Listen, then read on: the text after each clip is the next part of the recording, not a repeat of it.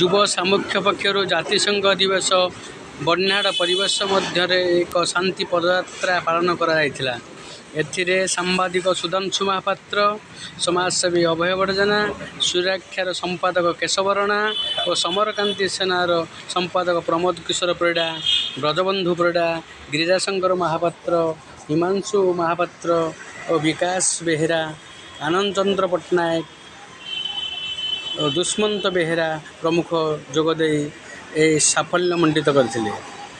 जातिसंघ दिवस 1945 मसीहा 24 अक्टोबर प्रतिष्ठा करा यार लक्ष्य थिला देश देश मध्य युद्धर विरति रही शांति बजाय रखा एवं समस्त देश मध्य सुसंपर्क गठन करने यार मूल लक्ष्य थिला।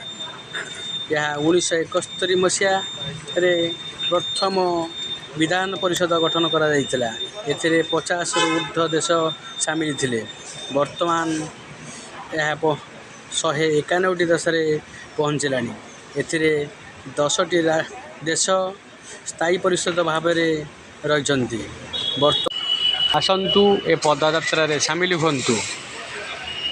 पूर्व घटी हिरोशिका और नागासाकी रे होइतिबा बर्बर कांड को मन पकाई आमे रूस यूक्रेन को ए युद्धर विरति आह्वान दबा।